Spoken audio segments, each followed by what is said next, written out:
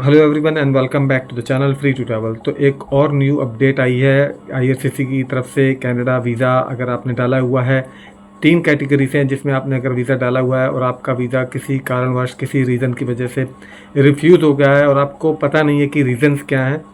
जैसे कि आपको पता है ये कॉरेस्पेंडेंस लेटर आता है, उसमें बताया जाता है कि उसमें कोई क्लियर नहीं होता, फिर आपको केस नोट वगैरह या केस नोट्स वगैरह अप्लाई करने पड़ते हैं। तो उसमें आपको एग्जैक्ट जो है डिसीजन का पता लगता है, उसमें 1 महीना भी लग जाता है। डिसीजन जो भी मतलब एक ऑफिसर का जो डिसीजन होता है, जो उसमें क्लियरली लिखा होता है कि ये इस रीज़न की वजह से आपका वीज़ा रिफ्यूज़ हुआ है, तो वो आपको केस नोट या केस नोट्स अप्लाई करने पड़ते थे। 1 महीने का टाइम लगता था जिसकी, और जो अप्लाई करना भी होता था तो कनाडा में कोई आपका बैठा हो रिश्तेदार या कोई दोस्त फ्रेंड या फिर किसी कंपनी के थ्रू आप अप्लाई करते थे तो आपको उसके पैसे भी देने पड़ते थे। तो वो थोड़ा सा लॉन्ग प्रोसेस हो जाता था। तो एक न्यू अपडेट आई है जो कि आईआरसीसी की तरफ से आई है, जो जैसे जीसी की है, तो उसमें एक न्यू रीजंस का इन्होंने एक जो है पीडीएफ डालना शुरू कर दिया है। तो वो भी मैं आपको बताऊंगा।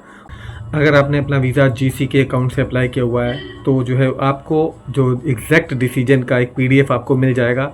उसका क्या नाम है मैं आपको ये भी बताऊंगा। और जो अगर आपने वीज़ा अप्लाई किया है आईआरसीसी के अपडेटेड वर्जन में, अगर जाके वहाँ से आपने अप्लाई किया है तो वहाँ पर आपको आपका डिसीजन जो है, जो एग्जैक्ट डिसीजन है वो आपको नहीं मिलेगा। आपको फिर केस नोट्स या फिर केस नोट्स ही अप्लाई करने पड़ेंगे। तो वो आपको 1 महीने का जो उसका टाइम होता है वो वेट करना पड़ेगा। तो सबसे पहले, तो आगे बढ़ने से पहले आपसे फ्रेंड्स रिक्वेस्ट है कि अगर आपने चैनल सब्सक्राइब नहीं किया तो सब्सक्राइब कर लो। वीडियो अच्छे लगे तो लाइक शेयर जरूर कर देना। शेयर मैं जरूर कहूँगा कि सबके साथ करो जिन्होंने कनाडा का वीज़ा अप्लाई किया हुआ है। किसी कारणवश अगर अनफॉर्चुनेटली अगर उनका वीज़ा रिफ्यूज़ हो जाता है तो वो उनको उनको उनका डिसीजन, एग्जैक्ट डिसीजन जिसकी वजह से वीज़ा रिफ्यूज़ हुआ है, वो उनको पता लग जाएगा। तो फ्रेंड्स शुरू करते हैं। तो फ्रेंड्स जो है, अगर आपने आपका वीज़ा विजिटर वीज़ा या टूरिस्ट वीज़ा या फिर स्टडी परमिट या वर्क परमिट में अप्लाई किया, ये 3 जो है एप्लीकेशन टाइप्स हैं। विजिटर वीज़ा, वर्क परमिट या वर्क वीज़ा या फिर स्टूडेंट वीज़ा या फिर स्टडी परमिट या स्टडी वीज़ा आपने अप्लाई किया हुआ, ये 3 टाइप्स है। इसमें अगर आपने अपना वीज़ा अप्लाई किया हुआ है जो आईआरसीसी का अपडेटेड वर्जन को छोड़ के, अगर आपने जीसी के अकाउंट से अप्लाई किया तो आपको जो है आपका जो ओडीएन जिसे बोलते हैं, ऑफिसर डिसीजन नोट्स, उसका एक पीडीएफ आपको मिल जाएगा, जिसमें आपको अपने कंप्यूटर की स्क्रीन पे जाके ओडीएन भी दिखाऊंगा। और जो जीसी के अकाउंट में जाकर इन्होंने जो ओडीएन दिया है, कॉरेस्पॉन्डेंस लेटर भी आएगा।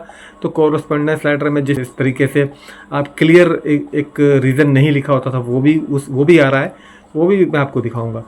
तो जो है आपको आपका ओडीएन इन्होंने देना शुरू कर दिया है। ओडीएन की एक पीडीएफ आ जाएगी, यानी कि ऑफिसर डिसीजन नोट्स। तो वो आप जो है आपको एग्जैक्ट रीज़न पता लग जाएगा। मैंने किसी का वीज़ा डाला था, उनका तो 5 अगस्त को उन्होंने वीज़ा रिफ्यूज़ किया है, तो उसका भी ओडीएन आया हुआ है। मेरी तबीयत ख़राब होने की वजह से मैं आपको पहले इसकी अपडेट नहीं दे पाया।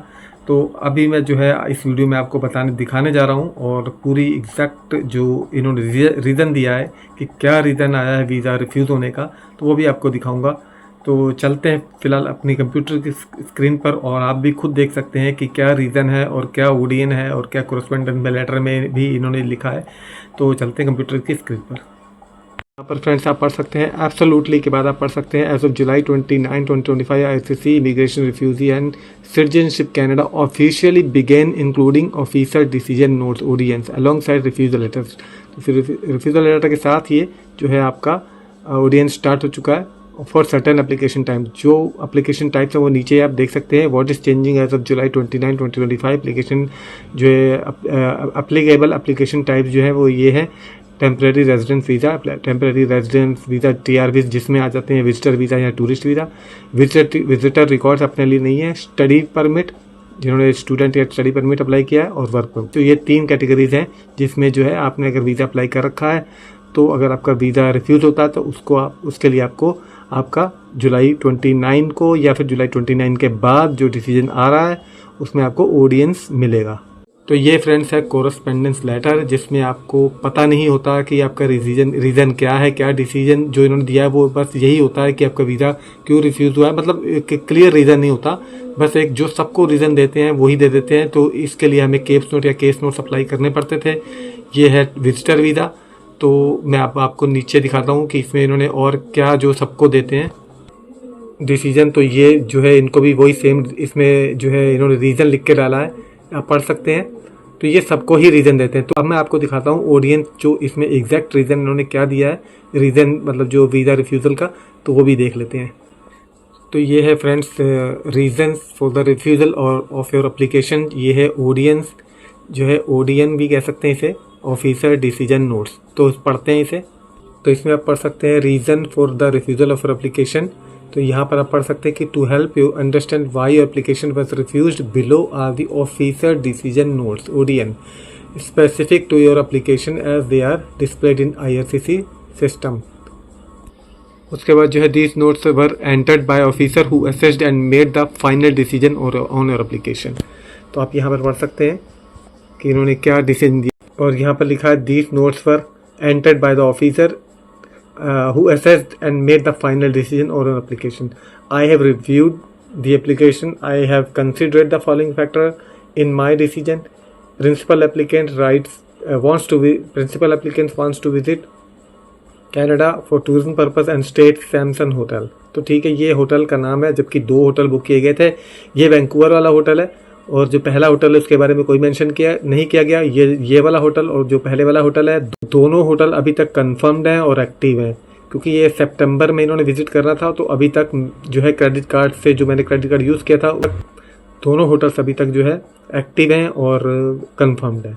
पढ़ लेते हैं। I have reviewed the application, I have considered the following factor in my decision. Principal applicant wants to visit Canada for tourism.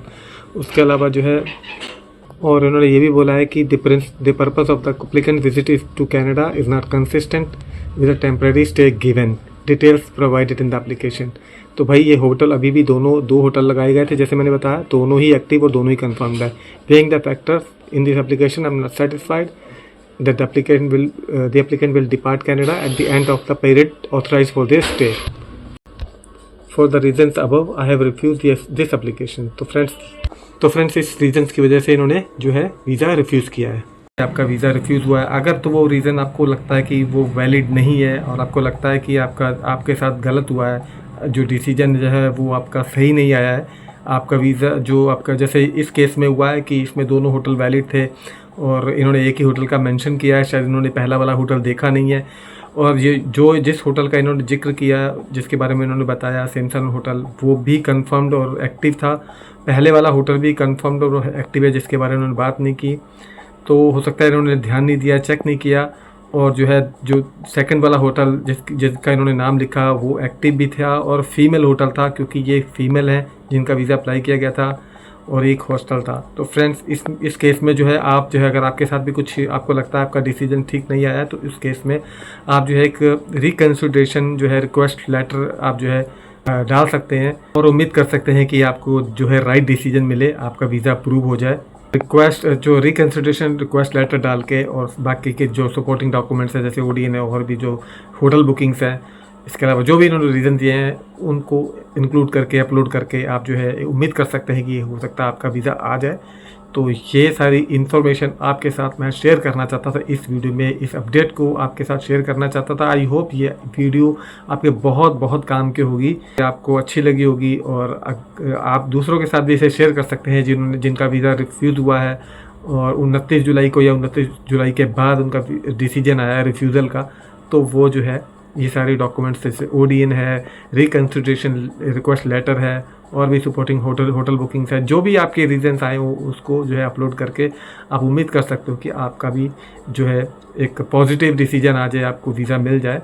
तो इतनी ही वीडियो आपके साथ शेयर करनी थी। इस वीडियो को ज़्यादा से ज़्यादा लोगों के साथ आप शेयर कर दो, और जो है इस वीडियो को लाइक ज़रूर कर देना। तो मिलते हैं फ्रेंड्स किसी और वीडियो में किसी और इन्फॉर्मेशन के साथ, तब तक के लिए बाय बाय।